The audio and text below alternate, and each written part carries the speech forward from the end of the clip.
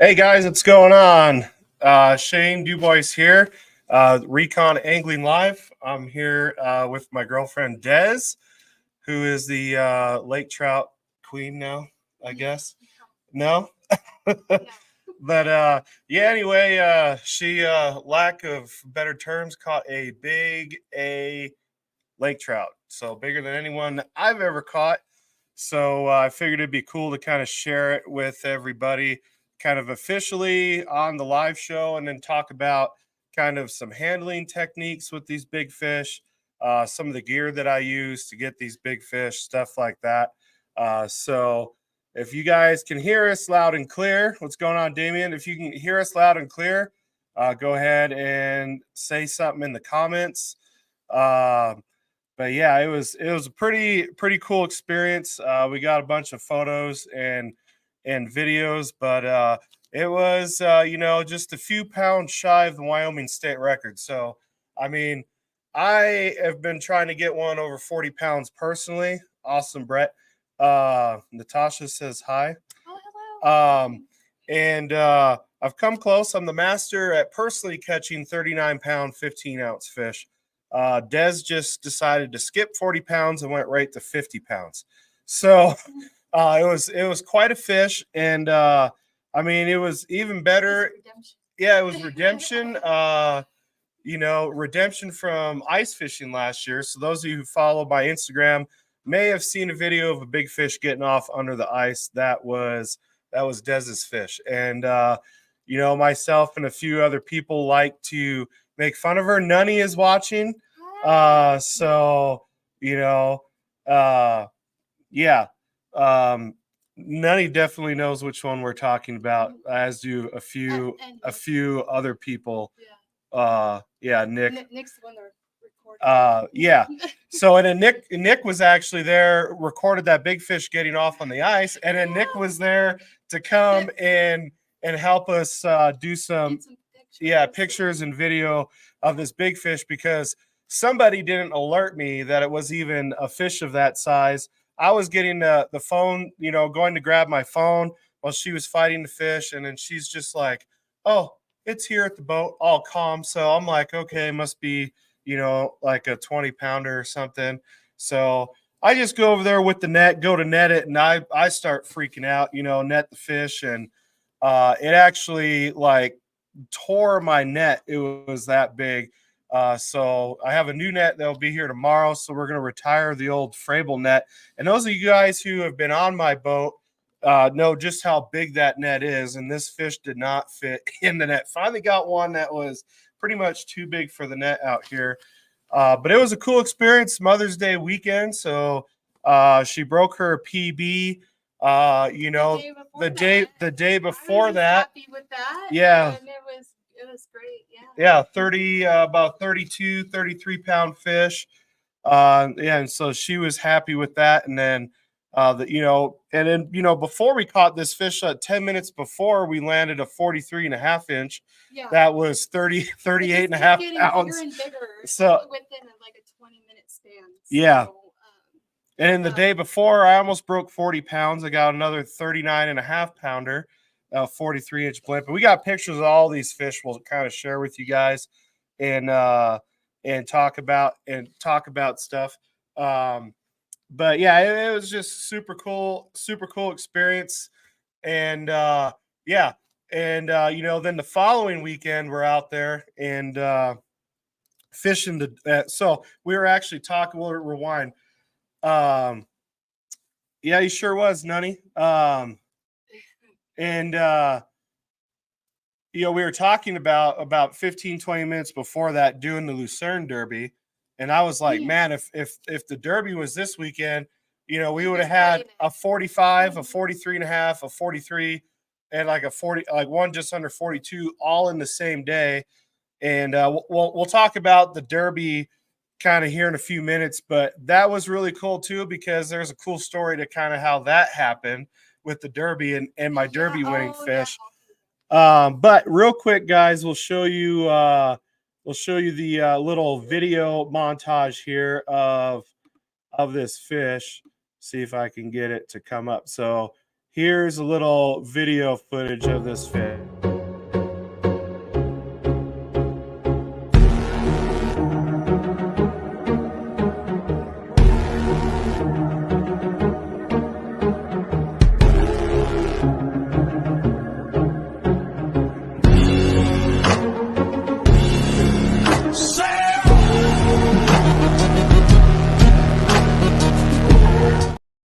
My hand like around the base of like the tail. Like it was just I could not. It was huge. Yeah, it was so big. I had a hard time grabbing it. And, you know, the main thing we did, and the main thing I do a lot, and if you guys come out and fish with me, you guys will see this. We'll fight a big fish. We'll get it in the boat. I'll unhook it and I put it immediately back. I put it immediately back in the water and let that fish kind of recover. So, you know, I try to explain to people that, you know, when, you know, say if we're running around or being, you know, active, and then someone's like, all right, let me hold your head underwater after you've been swimming for 5 minutes, like you're going to exhaust yourself to a whole nother level. So we try to give these fish like about at least a minute or two sitting in the net where their gills are free, able to move, to kind of catch their breath before we take it out and do, you know, measurements and stuff like that. And then the big thing is trying to, you know, when you bring it in there, trying to wet your floor a little bit. I have some really awesome aqua traction flooring, which, you know, it's a lot better than carpet and stuff. And vinyl's good too, to put those fish on. Luckily, it was a cooler day, so you don't have to worry about burning the fish and stuff like that. But those are all things to kind of keep in mind, guys, when you're catching these huge lake trout. And if you guys haven't noticed, there's some cool jackalopes behind us too. So we're live from Buckboard Marina. So this is kind of our home station out here for the live show. But yeah, we got this cool little jackalope deal back there. And then we got some new Recon hats in as well. But yeah, so handling these fish, you know, obviously you don't want to lift them up by, you know, a lot of people see guys lift them up like this. You don't want to do that. You know, you want to support the body, the whole body of the fish. So it'd be like trying to hold me up by my head. I have a lot of weight underneath my neck. It would snap. So just something to keep in mind. And no, you know, Nutty wants to know if I yelled at you during the catch. No, I mean he was so last year we kind of learned our lesson with that. Yep. It does take teamwork to kind of like, so that's really nice about having a guide is they like kind of talk you through it if because you're thinking, oh my gosh, you're so excited about this fish, right? And sometimes you forget some of the basic things that you need to remember. And he was excellent at communication with me. Like, hey, no, you can do it. You're fine. And yeah, because the whole time you were kind of, oh my God, it's gonna get off. It's gonna get off. You take it. I was like, no. Because I was that way because last year I had never been ice fishing before. For lake trout, and it was a whole new experience for me. It was wild, and the first one I ever hooked myself was that ginormous one that Nick had recorded or whatever. And I did some rookie mistakes like last year, so it was nice to be able to like communicate, and now we've kind of got a better feel for how to work together to land a fish if you are kind of newer, you know, to it and stuff. So I didn't get yelled at. I was more so yelling of like telling him to help me. But he was maneuvering the boat and doing that all the other stuff. So yeah, because this thing was going pretty nuts. And I am still like so appalled or like I don't know how it happened. Like it was so fast and it was a blur until we got it in the boat, and then you're like, did this really just happen? I don't know. So but yeah, we're still kind of like in shock and awe because I mean, you guys that follow me see I catch a lot of big fish, get clients on a lot of big fish, but this was like a fish in its own like realm. So in my opinion, like, you know, a trophy lake trout, a lot of people that 40-inch mark, 20-pound mark is good. 30-pound is good. 40-pound, you're like, holy cow. But like to get one like 50, 51 pounds is it's just like mind blowing, you know.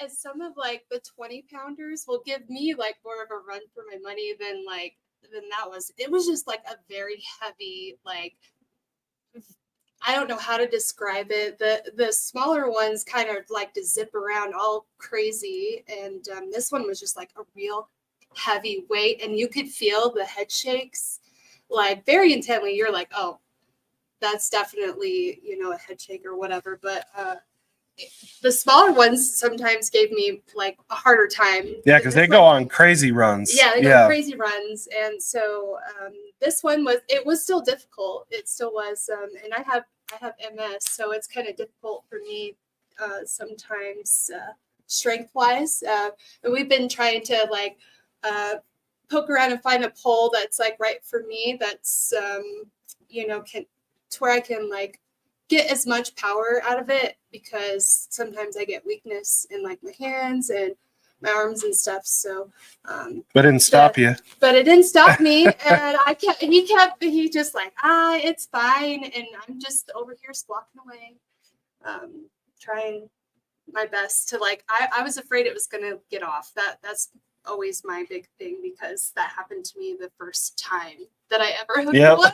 So and it was right at the hole, and it was just it was devastating, but it was redemption. And so I think Nick is the lucky charm for, Yeah. So yeah, because he was there. Yeah, we were talking about that the other day when we were out there. Nick's like, yeah, actually, every time I am out here, like with you guys, he's like, I'm always taking pictures of you guys with big ass fish. He's like, where's mine? Yeah. So yeah, Darren says it's a hold the rod for an hour before it moves.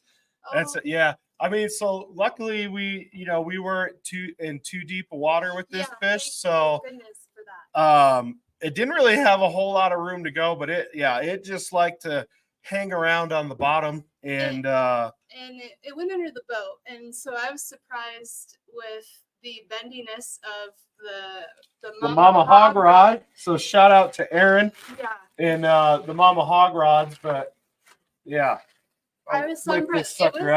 It was good, like a sea, and it went under the boat, and I was just like kind of leaning over the side when this was happening, and it literally, like, I thought it was going to break, but it did not. And them are like, they're quality rods.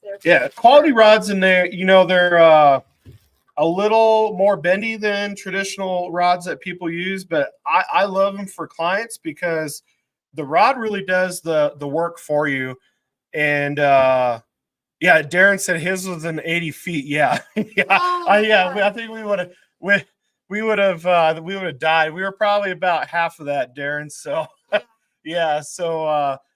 was thankful for that, because we were fishing about 85 foot of water 2 days ago with clients. And we got a 44 inch toad, and it took about 25 minutes, because that sucker, it sat down there on the bottom for they were filming it, and the poor kid, we were 10 minutes in, and I was like, all right, where are you at? And he's like, it's still at 110 feet. I was like, yeah, it's a big fish. It's gonna take a minute, and having the right gear, it is imperative. And these Mama Hog rods, they give you that flexibility. So, the rod kind of does a lot of the action for you, so you're not burning your arms as much. So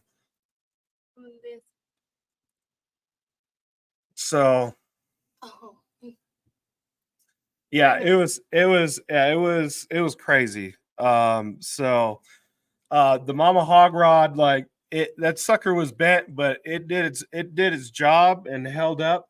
And then I'll show you a little bit of the reels that we use, but we'll go ahead and show you guys some pictures real quick.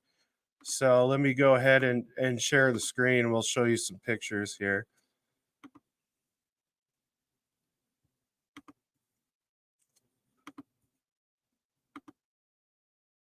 Oh, wrong one. It's Game and Fish. There we go. So there's a good one there, holding it up. Yeah. was like, after I tried, like, kind of holding it out, and then I was like, okay, I gotta. Well, not really holding it out. Yeah. Well, yeah, just like trying to hold it with my hands, and then it was just so heavy that I was like, now we're gonna bear hug this like a little bit, like keep her nice and close. So Yeah, and it was 45 inches, and then the girth was just over 32 inches on the girth on that thing. And here's a picture of it in the net.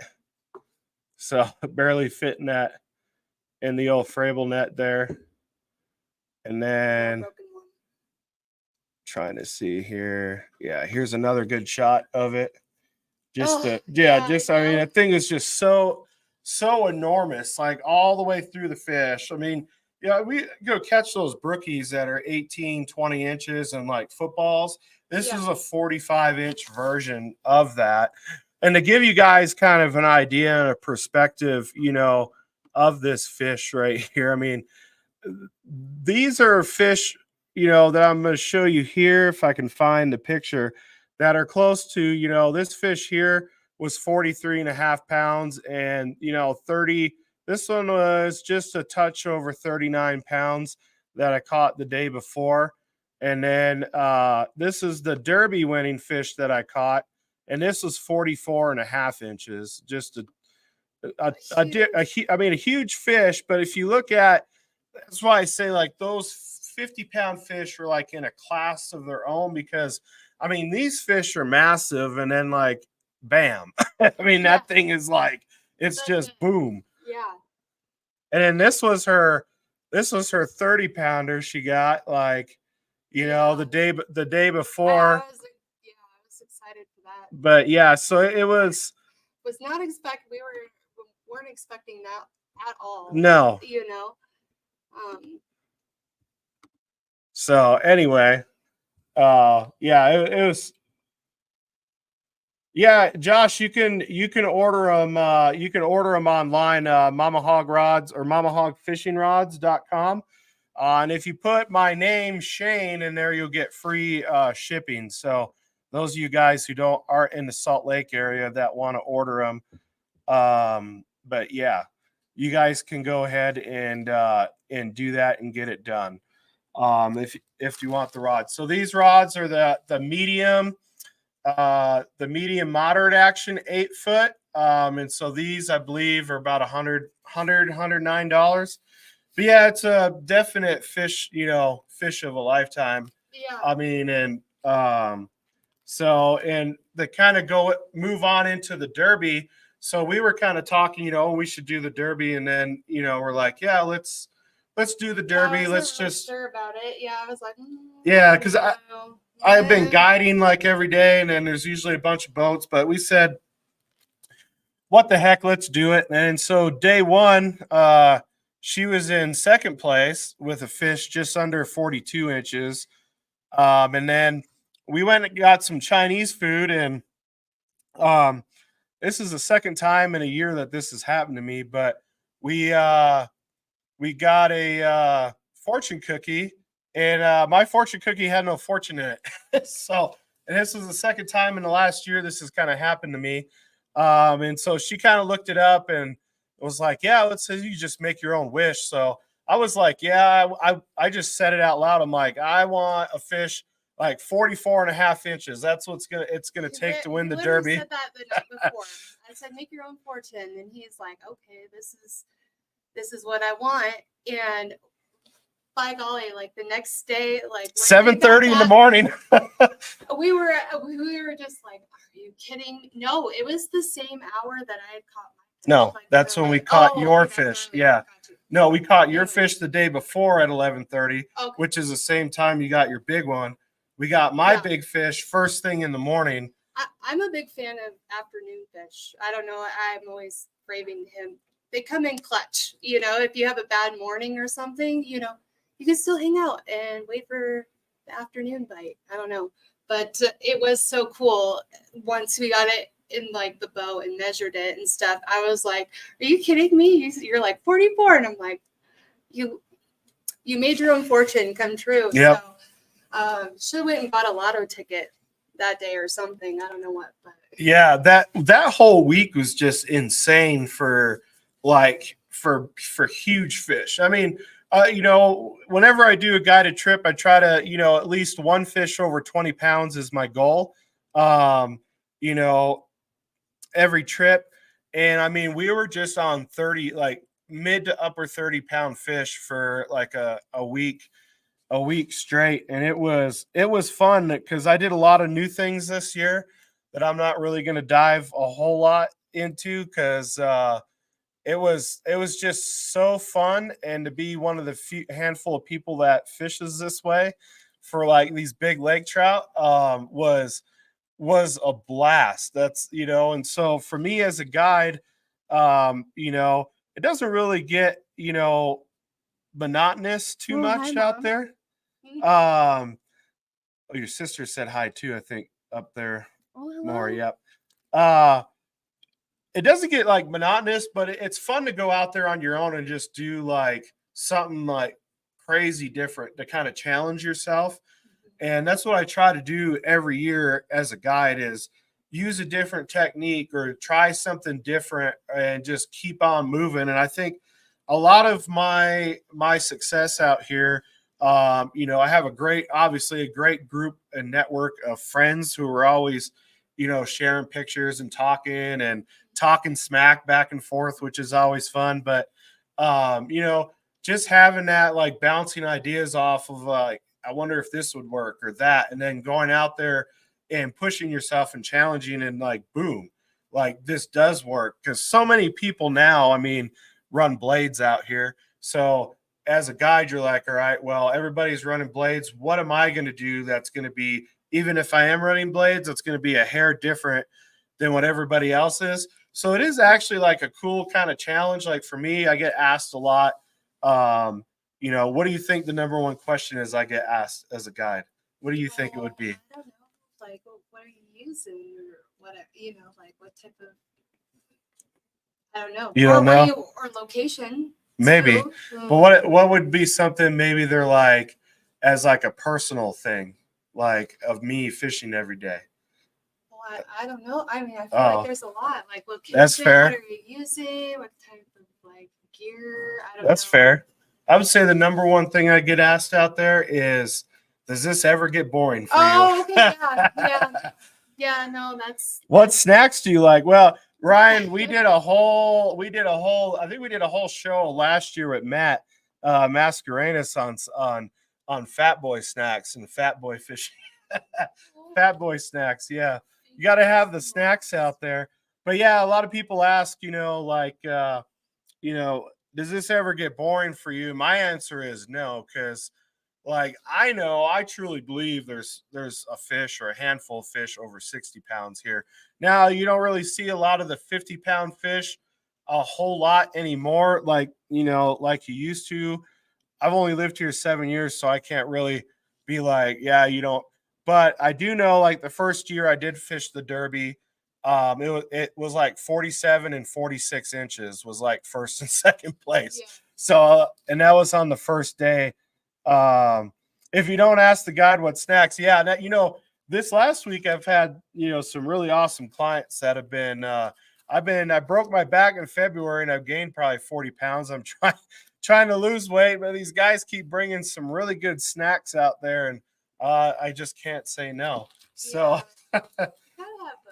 pickles, yeah. Ethan says pickles, but yeah. So I don't get bored because I never know. You never know here. I mean, you have an idea of what you're going to catch, but you don't know exactly what you're going to catch, like how big the fish is. Or, I mean, last week, I was running blades and we caught a 24-inch cutthroat on blades. that was pretty cool. And like every year, I usually catch one or two big browns on blades, and that's a blast doing that. And it's a surprise. You don't really know what's going to come up until it comes up. Is it going to be, a 40-pound fish with live scope? You kind of have an idea of how big the fish was. And I just remember telling, that fish we caught in the Derby, we had to catch like 11 little minions Yeah. before we had to catch 11 minions before that sucker bit. We saw him as soon as we pulled up and he started following. And we were like, okay, all right, this is gonna be it. this thing is huge because I do the old thumb. If it's as big as my thumb on the live scope, it's over 30 pounds. And I was sad because you can only enter one fish. So since I had already entered that one, I'm like, well, this one's all for you. So you couldn't let me win 2 weeks. No, yeah, that's where I told her Whatever. after I caught that fish, I was hooping and hollering, and then I had some technical difficulty with the app because for whatever reason on my phone it wasn't showing it wasn't showing up on the app, so I was freaking out. It wasn't going to count, but it ended up going through. And I was telling her, I was like, yeah, I said, I can't let you win 2 weekends in a row. And she said, why not? And I was like, well, I got a reputation to maintain. I said, you can't, otherwise you're just going to have to come out here and start guiding everybody. Right? You're dethroning me with all these big fish. Yeah, honestly, it was a surprise. Like he said, after we finally got it to like the boat where we could see it and stuff. And I was just relieved because, my arms were hurting and everything like that. And to hear him so excited about it was just crazy. He was like, I had never seen somebody so excited, but that's like a cool thing about him because he's so passionate like about it. And, I seen that it meant a lot to him that he was able to like find this, fish in the spot that we were at. And it was really cool. I felt bad like that it wasn't yours because you worked so hard for it and stuff. So that's just the way it goes. It was really cool. Like, so the stars aligned and all that. And like with all your awesome gear and stuff and just me trying not to freak out too much, and remember what, some of the things you taught me. So, and we got her in the boat. So I think that was just like a perfect accumulation of all the days we've been out there where you like to let fish get away. About how far down from the boat would you say usually they get off? About 5 feet. 10 feet, maybe something. Yeah, I get so exhausted, like we were saying earlier, the smaller ones like to zip around all crazy, and they just really give me a run for the money. So yeah, I was going to show you guys the reels that I use. Like if you're trolling, doesn't matter. If you're trolling blades, I will kind of let you guys in on some information because we want to protect the big fish. And if you're going to use blades, it's a great way to catch more fish. But just make sure when you're doing that, your leader line that goes from your blades to your tube, I use 50-pound fluoro.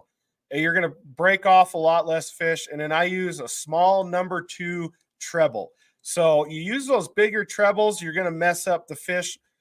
And I use a number 2 treble. You do lose a lot more big fish, but they don't damage the fish. I mean, that big one that we got, you couldn't have hooked it in a better spot in the corner of the mouth, hooked on one of the little tiny trebles, and it popped out pretty easy. And that's what, as a guide catching these fish, because these big fish can live up to 60 years. So a lot of these big fish are 25, 40 years old, and you want to release that so somebody else can share in that experience. And what's super cool about the fish that we caught is actually Aaron from Mama Hog caught that same fish the same weekend a year prior. And so the way you can do that is on the gill plates. If you hold the fish the same way, they have, very unique markings. And our fish, what was the name we gave it? The Riddler, because it had like a question mark. Yeah, it had a prominent question mark on the gill plate. And so it was interesting to see that fish was about 4 to 5 pounds heavier than last year. From when Aaron caught it, the girth was about 1 inch smaller, and the fish was about 4 to 5 pounds lighter than it was when we caught it. Let's see. Darren wants to know, do you show your clients all your tricks, or do you keep a few things for yourself and keep fishing fun? Yeah.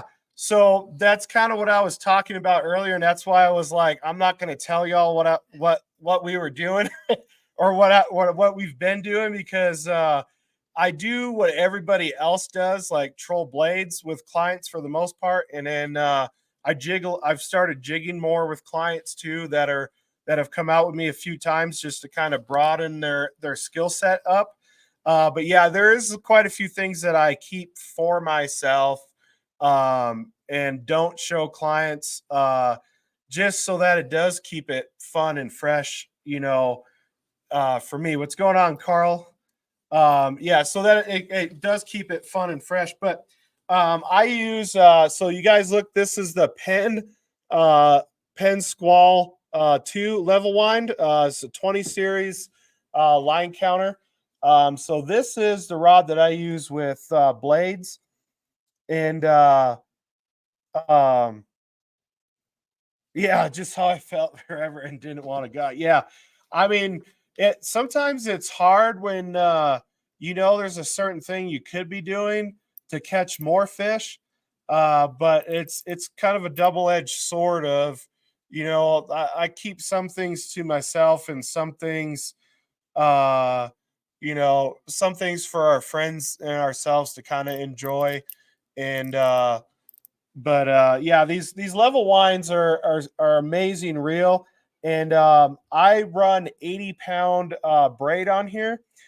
So Power Pro, anything like that, 80-pound braid directly to the blades. And then, like I said, on the blades, the leader that goes to your tube, 50-pound fluoro. So there's some people that make pre-rig sets with 20-pound, and a big old treble hook out the back. Not the best idea. You're going to break off. You'll still catch some fish, but you hook into these really big fish, and you're going to break it off. And when you're using those bigger treble hooks, it does mess those fish up more. So I try to try to meet in the middle to give my clients the best shot to get a fish in the water, and then still protect those fish once we do get them. So and then when we release the fish, a lot of times, a lot of times I have them in a net for a while. We pick them up, take a picture, and it's like 20, the camera's ready. There's like 20, maybe 30 seconds that fish is out of the water. And then we just kind of pick it up like this, and then head first, just kind of give it the little torpedo into the water. And then what we've noticed doing it that way is it actually pushes the oxygen through the fish's gills a little bit better. And then that fish gets their bearings a little quicker, and they usually just kind of dart right back down to the bottom, as opposed to laying the fish in the water and raking it back and forth. What I have discussed with a few different, I guess, experts, biologists, is when you do that, it's the equivalent of, if we just got done running a marathon and I'm going like this with my head, like, come on, breathe. Yeah. It's the fish isn't going to breathe. So if you do want to do that way, you can put it in the water and just hold the tail and let the fish kind of recover. And then you'll feel that nice little tail kick and it'll go. Or just don't have the fish out of the water very long. And when you do release it, kind of like we showed you in the video, where she kind of held it nice and easy over the side of the boat and let it slide. That fish was so big that it just was basically touching the water and still had the tail in your hand from the side of the boat. But yeah, so that's kind of the gear. If you guys are going to be fishing for big fish, have the appropriate gear.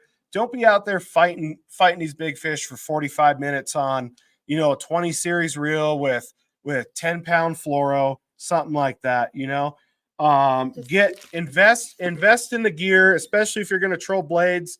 Invest in the gear that's going to help you get the fish in just a hair quicker, and it'll let you get the fish back in the water that much faster. And then someone else can catch that fish and enjoy it. So, I mean, the fish that Des caught is a prime example. Aaron caught that fish a year ago. And so it's just a great testament to, if you handle these fish the appropriate way and release them, so they will get bigger. I mean, that's the big thing with the lake trout. And, that's kind of what the Game and Fish is trying to do with taking some of these smaller pups out. Is, they found that there's a different genetic variation in some of these fish. Um, so, there's a bunch of fish that only grow, up to 23 inches and that are spawning. And those are the ones that they want out. But with these bigger fish, you can usually tell, even with the smaller ones, they're if they're younger, they're a lighter, healthy. And you can see, like, when you get these older, bigger fish, some of them are kind of dark. So, and then Jason wants to know, what release do we use with the 80-pound braid? So, Jason, that's a great point, because I used to use those little Scotty clips, and with the 80-pound braid, using those blades, you'll wear those suckers out in about a month. So I use the heavy red offshore tackle clips, which we couldn't find anywhere today. So, yeah, I broke one today. I don't know how the heck it broke, but yeah, it's the offshore tackle. It's the big red, clips. That's what I use. And then you put that braid about 3/4 to all the way back in that clip, and they still will pop out every once in a while, but it's not as bad. So yeah. And then yeah, Damien wants to know if she's gonna get a replica. Yeah. I gotta save up my pennies, because it's gonna cost me a pretty penny.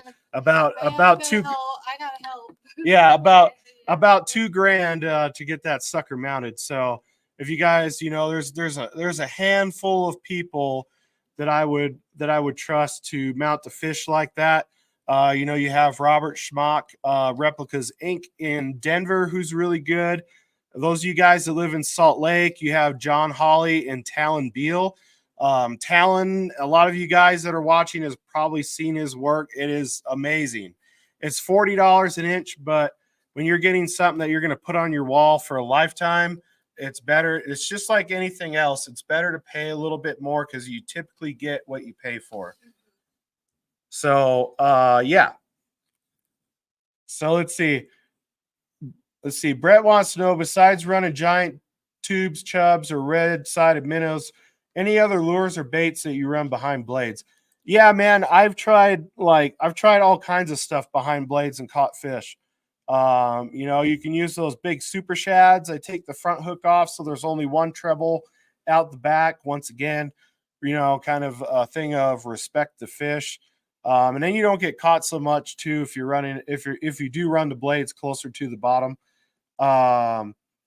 And yeah, I've run so much stuff behind the blades. Tubes, spinning glows, yeah, spoons, swim baits, jerk baits. Yeah, I've run all kinds of stuff behind blades. But my advice would be, if you want to see what you can catch behind blades, just start running stuff. I mean, that's kind of what's great about being out there and guiding, is I can typically throw something down there I know it's going to work. And if I want to experiment on something, I have plenty of time to do so, because I have a bait down there I know that's going to work every time. And then I can throw something else down there and add it to my arsenal. So yeah, I mean, her fish was 45 inches long, and then the girth was just over 32 inches. So those of you who like to use the fish calculator, just so you know, it is way off. So I've seen some people post, oh, this fish was 42 inches. Fish calculator says it's 42 pounds. No, I'll tell you, you catch a 42-inch fish out of the gorge, most likely, if it's super fat, it's going to be in the low to mid 30s, possibly. But yeah, we put the measurements in the fish calculator, and it said it was 59 pounds, and it was big, but I don't think it was quite that big. That fish was probably tough to hold. Yeah. More so than any other one that I've held in. Like, and my son is pretty big too. So like, it feels like that, like, because he's over 50 pounds, Mhm. you know, so I was struggling for sure. And that's why I kind of converted to like the bear hug thing before the release. But she had a gut on her. And just the hump was so cool and how thick she was. So I don't know if it was a male or female, but I just calling her, I guess. Right, there you go. It was Mother's Day, right? Yeah. Yeah. So Yeah. so yeah, it's it was big, but I do know that that fish calculator is the length and girth is off just because I've weighed several fish in the past, and it's usually off by about, I'd say, solid 5 to 6 pounds is typically what that fish calculator is off, just in case people are kind of wondering on that. It's not a reliable way to figure out if you got a 40-pound fish or not. I can tell you that just because I've caught a lot of fish that are 44 inches and just massive, and you're like, there's no way this thing isn't 40 pounds. You're pretty good at guessing at like weight or like length, like just I think that's about this long. We lay it down and measure it. By golly, he's pretty right. So I guess he does it every day, so he's pretty good at it. Yeah, I'm like I'm the dude on the farmer's commercial. We know a thing or two because we've seen a thing or two. Oh yeah. Right. So yeah. But anyway, yeah, so it was super cool. And then with the whole derby, like the whole fortune cookie that was cool. Thing. But no, Ryan, my downriggers aren't controlled by remote, but I can control them by remote. I do have the new Optimums that are like $2,200 a piece. And I like to scream at them from time to time when they don't live up to their price. But overall, they're pretty good downriggers. If you have like, I run all Garmin for my electronics minus my downriggers. If I had Humminbird, I can control them straight from the screen, and then you can also like control them from the deal too. So it's so neat to watch him like talk you through when a fish is coming on the live scope. Like, not to interrupt you, but no, you're like good. Play by play, like he'll be like, "Oh, it's coming!" Like it should be hitting it like right now, and by golly, like 99% of the time, it's you're feeling the bite then, and he's watching you. So that's the cool part of having someone as a guide and stuff that knows his equipment and everything. So that was pretty cool too for him to do that. And I think you did the same with my fish. Was he's coming in hot. Yeah. Well, there was probably we didn't even realize there was a fish like that size down there, because there was 4 or 5 like giant fish at the same time. Like, we were just watching it on live scope. Like, they were dive bombing and chasing, and I was like, usually holy it's cow. The smallest one in the pack that like it's like all the big fish like send the call them ones. rats. Yeah, he calls it a rat. The rats. There's another word I put behind it, but I'm not going to say it on the live show. They just send in the small one to like hit it first, just like test it out or whatever. And we weren't expecting that at all. So I was happy, like you were saying, like with my new PB, like the day before or whatever. So it was cool. weren't expecting that. I mean, as you can see, we're still pretty like amped up about this fish. And I sit and replay like my videos, because like it was such a blur and stuff. So just having video of it was really cool. And I know like once we get like a mount done and stuff, we'll just like look at it and be like, oh, that was so cool. Like the fact that I caught a fish that retired my net. Yeah. That thing it's hanging on by threads. I used it all last guide season, and I mean that sucker has seen a lot. I would guess probably, between this year and the beginning of last year, at least over 300 fish over 20 pounds in that net. And so it's held up good, but that big girl, like, literally it pulled where the net goes into the metal frame on that Fravel net. It pulled it out a little bit. So I had to order a new net, and then I'll show you guys kind of what net I went with. That's a little bit different, but and then you see there's not a lot of people that make like big nets. Yeah, there's not a lot of companies so that make like quality big nets. So I mean, I haven't had to pay for a net for the last like 10 years, being on pro staff with Frable, and they no longer make the net anymore. So it was quite and I wouldn't say a challenge, but navigating the waters of holy cow, this is what these things cost now. So my new net was about $250, but when it'll pay itself off probably in the first couple days that I use it. Yeah, like big fish, so it pays for itself. Yeah. Basically. So Seth wants to know. He said he's caught a lot of big fish trolling flat fish behind the blades, but it hardly ever worked again. Any idea why that could be? It could be a few things. It could just be something as simple as what they were feeding on that time of year, or maybe that particular year. And it could be the fact that everybody and their sister trolls flatfish behind steel cable, or used to and still does out here. I think a lot of these baits kind of go in cycles where the fish kind of get used to a certain bait, and like they know, like, no. I remember last time I did that, I went on some crazy ride somewhere I didn't want to be, and somebody touched me weird. So, hey, I don't know. It's the fish, all right? Okay. I don't know what they think. Yeah. I'm just going with it. But yeah, it's probably my guess would be is something that they were feeding on, especially if you were running blades suspended.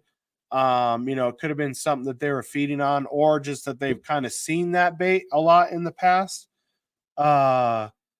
So yeah. And then let's see.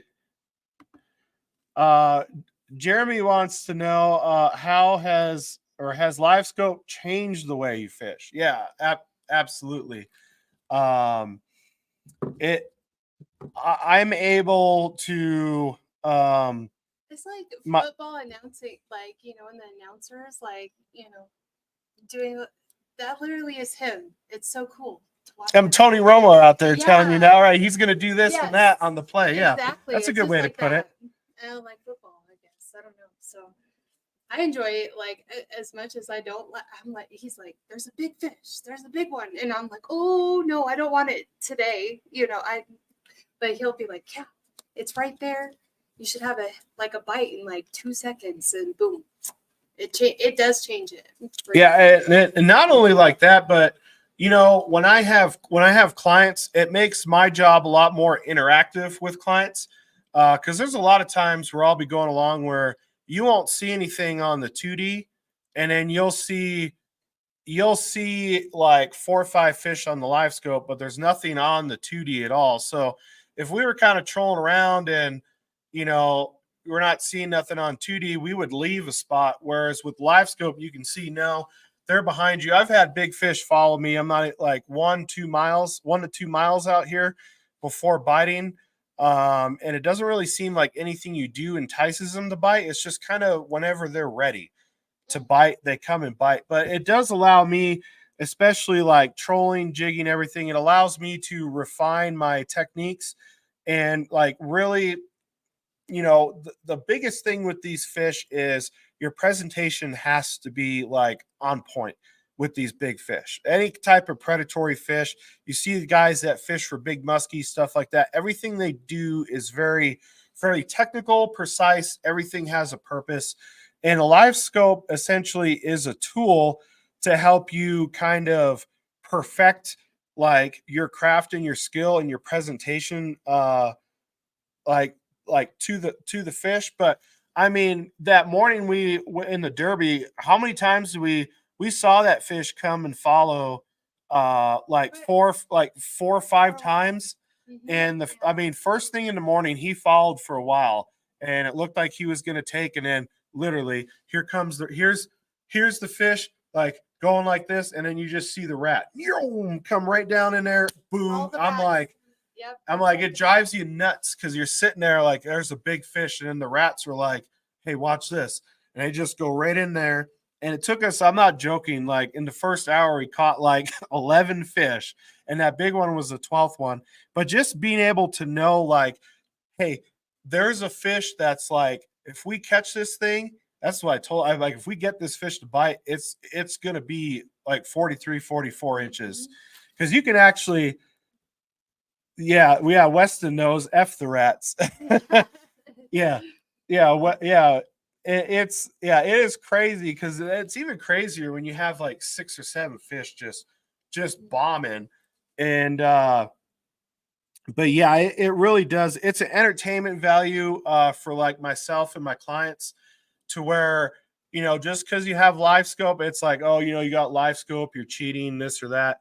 I will tell you, there are days the live scope does not help you catch fish. It does not. Can't make them bite. No, with you that. can't make them bite, but it does a lot. It's another tool to help you like kind of hone in your presentation just a little bit better.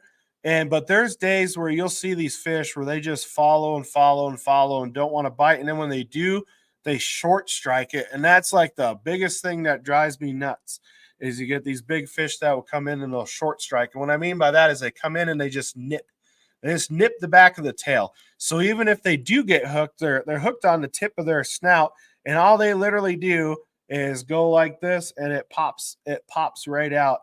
But you can see that on live scope, just kind of how these fish come, especially if you're running blades.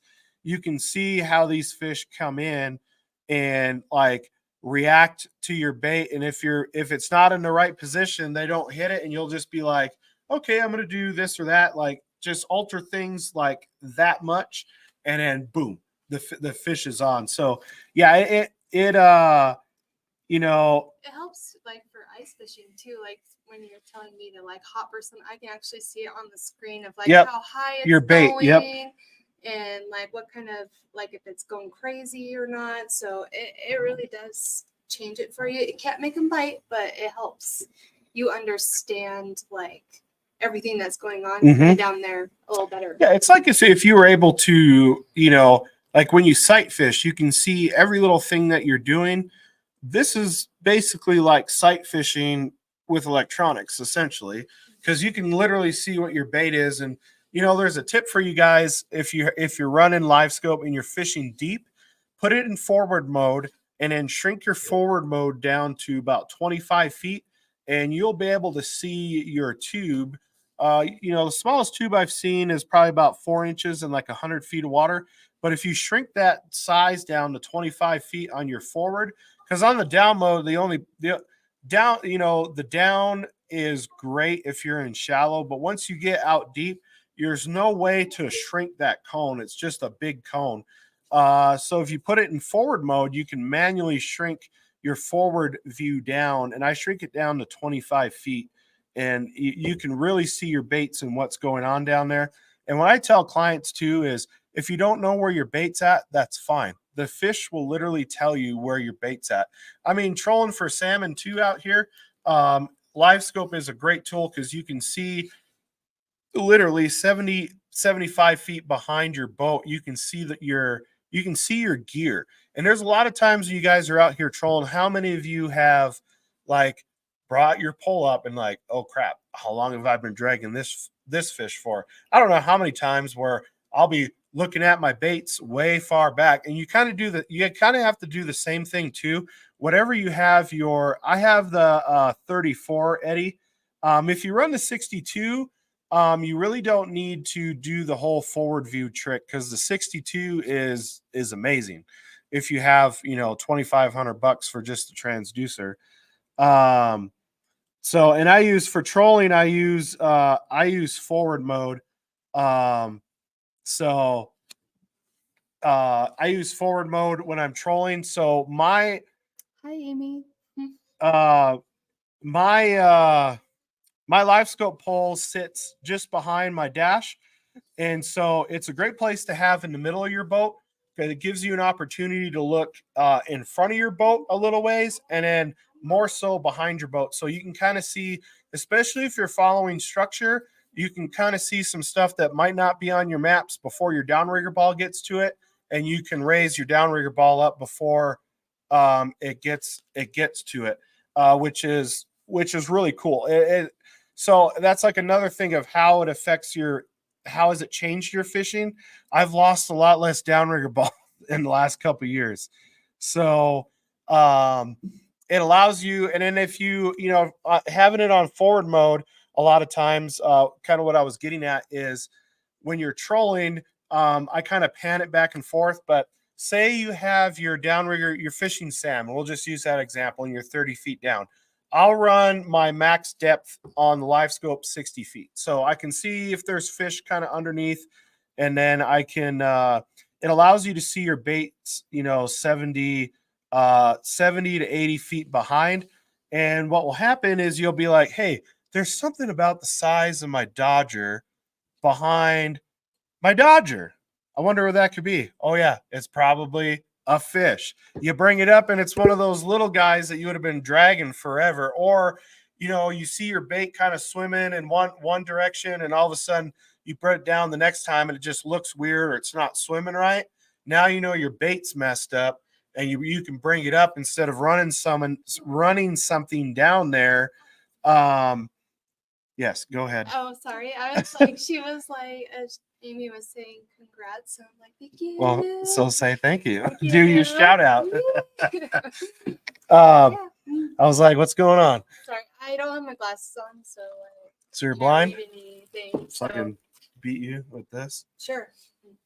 But yeah, so and the weights I run, they're 10-pound fish weights. And I have them powder coated. So there's a guy that sells them for a fairly good price that I get them from. I think he lives in Missouri. It's like Red. Where's my phone? And we'll do a shout out here because I just ordered a bunch more downrigger balls from him. Red Sky Outdoors. Yep. So if you look at Red Sky Outdoors on Facebook, I have them powder coated green, but I like the fish weights. You don't get too big of a blowback with the fish weights on there, and the lake trout seem to be attracted to them. And I just like green, so it works out pretty good. But yeah, having forward mode and trolling with live scope is just it is amazing for lake trout. Anything that you're trolling, it allows you to see. I mean, I've trolled rainbows and stuff, with jerk baits, and it's so cool to watch how fish come and react. And then I'm going to slow down and turn to the right because there's one on my there's one on my right rod, so I'll turn to the right to slow that bait down a little bit, and you'll just watch him come up and smack it, and you're like, oh, hey, there's a fish on that rod, and by the time you turn around, hey, that rod's going off. And it's really fun with salmon because what I've learned, salmon fishing, when we had a really good salmon population, is that you don't necessarily need to be trolling right at the depth that the salmon are. I remember a couple years ago, the salmon were down at like 60 feet. I was running my lower line was down at 40, and my upper one was at I gotta do math, about 25. And you'd watch these bigger salmon go from 60 feet and just shoot straight up, go right past my bottom one and just smack the top one. It was so much fun to watch because you're like, oh, that rod's about to get whacked. And by the time you turn around, that fish was on. And by the time you got to the rod, it's jumping out of the water. But yeah, it's super cool technology to kind of just to help you out a little bit, just as a tool, and it also like an entertainment thing because I kind of know when they're not gonna. I can tell just by watching them on the live scope when they're gonna be little dicks, and that's the best way and the nicest way that I'm gonna put it. But that's what these fit. That's why I always tell people the number one rule of lake trout is they're a-holes. Just to expect them to be difficult. They're a-holes. So if you want to know why they're doing something or not doing something, I always tell them revert back to rule one. They're a-holes. So it's a real thing. And so clients, they find out it's a couple times a day. They figure out why, and then you'll catch one that has musky teeth, which is really fun because then your thumb kind of ends up looking like that. So it's all nasty and chewed up. So hey, the cool part about having a guide is like they do all that stuff for you. So my hands could be nice. That's true. Yeah. You can keep your Be baby nice. hands. Yeah, Yeah. I guess so. Yeah. Let's see. Jeremy also wants to know when trolling blades, are you running the downrigger weight in the mud or most of the time? That's a very good question. That's just one of those things that I kind of if you want to find out, you got to come fishing with me. So Yeah. I'll give out some information for free, on these shows and help you guys out. But there's some information about like placement and stuff like that it does matter where you have them, and so yeah. I will say if you try to run them in the mud, most places in the gorge, you probably won't have a good time. So, especially anywhere south of Anvil. Let's see. No, I don't use auto gain, Carl. So I'll have to do a video where I kind of show you guys the settings I use on my live scope. The biggest thing is using your color limit and your color gain. So your color gain really helps you get all the static out. So what I like to do is do that one first. And I'm trying to remember. I wish I had my screen right in front of me because I always get the two mixed up. But when I'm fishing deep water, I'm running one at like 62, and then the other one's at like 52. So the top, whatever the top one is 62, and the bottom one is 52. I'm trying to like envision it in my head right now. But yeah, so the live scope I have is the 34. But yeah, so I don't use the auto gain. I run my gain at 100%, and then I do my color gain and my color limit. I kind of edit everything from there. Now there are some guys that run their gain at like 60%, and then they're just running a higher color gain or color limit. So there's different ways that you can do it, and there's a bunch of different videos online.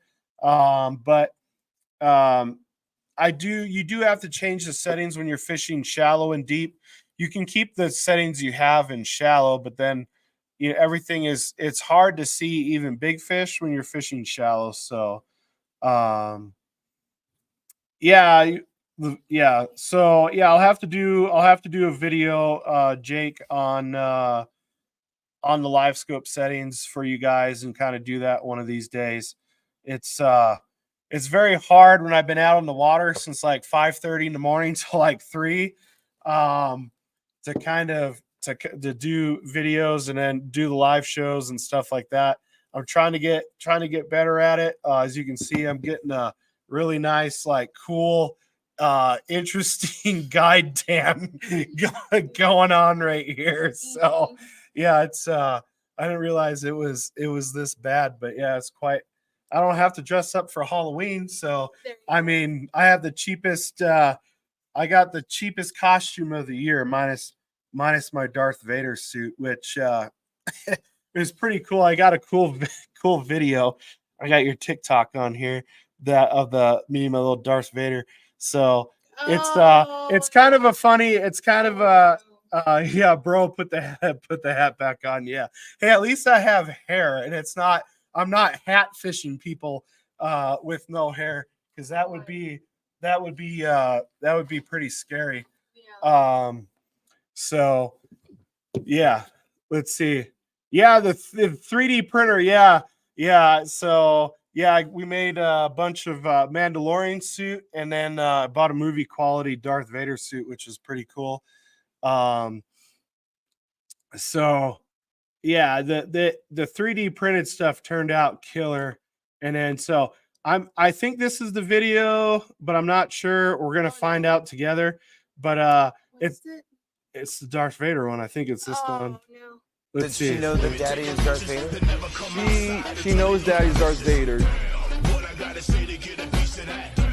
What I gotta say to get a piece of that? What I gotta say to get a piece. That's my favorite part. Yeah, because that's those are like, for some people, those are really big lake trout here at the gorge. Like it's like, so Darth Vader's going around like just kind of going like that to his peons. Yeah, that's me just like doing doing that to the. But yeah, she made that cool little video. It was pretty funny. Yeah, it was funny. So yeah, Char Wars. That's the name of my boat. Is Char Wars. I need to quit slacking and get it put on there. But yeah, so to kind of recap on the gear, guys, these Mama Hog rods, these are the medium ones, the medium moderate. So it's the M80SC. It's a two-piece rod, as you can see. And then the Penn Squall 2 level wind. That's the reel that I use. 80 pound braid, to the blades, and then 50-pound fluoro. Please, at least use 40. But use something that. And I still have a few fish like break me off with the 50 every now and again. It happens. If you use 20 and you use big giant treble hooks, you're going to kill big fish. So, I have been very blessed. The 5 years I've been guiding, I've only had 2 big fish that have died. One of them was not my fault. Somebody was not handling a fish like I had addressed them, and it fell and cracked its head. So that was a lesson to be learned. Another one was bigger hooks, and that's kind of learning the hard way in my first year of guiding that, I should probably downsize these hooks if we're going to be catching and releasing. And you lose more fish. You just got to finesse these big fish a little bit more. But I've catch hundreds and hundreds of big fish a year. It's so worth it to see them swim away back into the deep, so handling them safely and with the least amount of damage done to them is key. So, pretty cool. Yeah. Thank you. Mm-hmm. So we're here at an hour, so I'm going to wrap this up. So if you guys have any last questions or comments or anything, feel free. But yes, so we are going to do a ladies angler giveaway on the Recon angling page. Yeah. We're going to give this away. I felt like this would be cool for the girls. Oh, sorry. I'm new to this. Forgive me. But I thought to inspire more women to get out and fish, and you can still look cute doing it. So we have an Ulta card and a couple other things. Yeah, I'll throw out a Recon angling hat and stuff. So if you guys are watching, go ahead and I'll go ahead and post it up. But this is going to be for the women anglers out there. Go ahead and we'll have a post. Post your best catch so far of 2024. Yeah. And we'll run it for a week, and then there's a $20 Ulta gift card. We'll do one of the new. And if you guys are interested, I do have some Recon angling hats back in stock.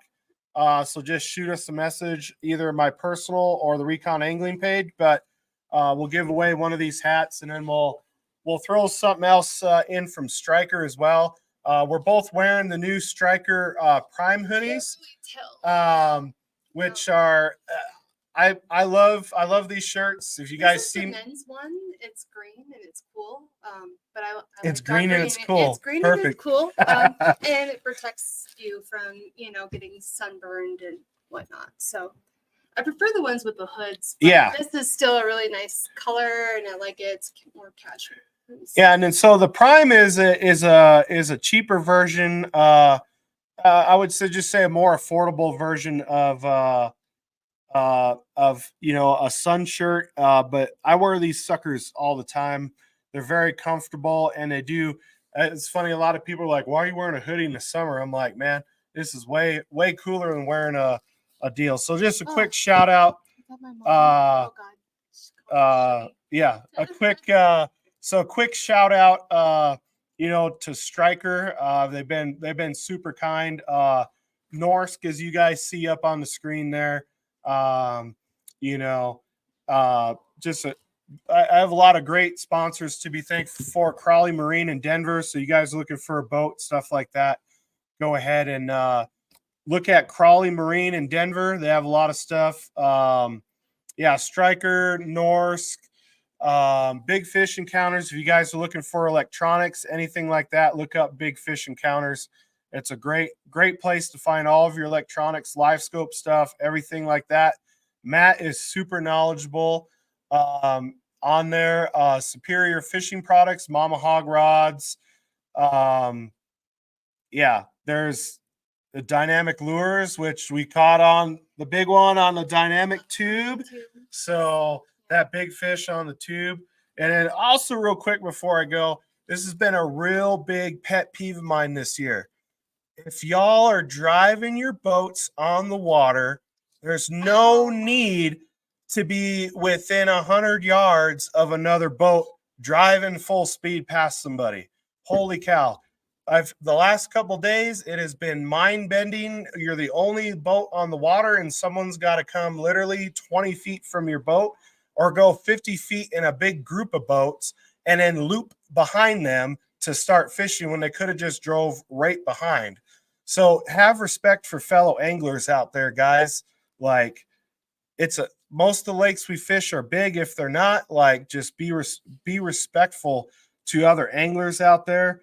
Like, this morning I had a dude literally come, I'm not joking, 10 feet from my boat, like full speed. I'm like, and there's nobody else around. So just have respect for other anglers out there. It's so we can all, that's how they GPS your spots. Yeah, probably. But you know what? Like, I'm going to start recording people. I'm going to start turning them in because you know what? It's not safe to do when I have 70-year-old clients in my boat or little kids in my boat to come and make a wake like that. That's not necessary anyway.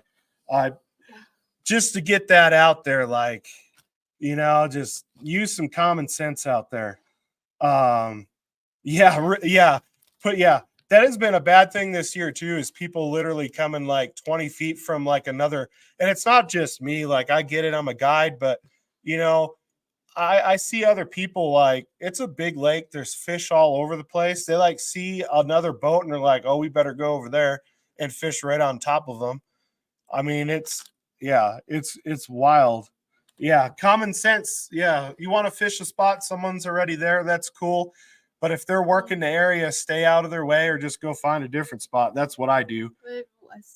Yeah. You said respect and common sense. Yeah. That's right. Yeah. So yeah. Anyway, I'll get off my high horse with that, but Yeah. I just, you know, that's how I am as an angler. Like, if someone's working a spot and they beat me to it, like, whatever, they're there first, I'll go fish somewhere else.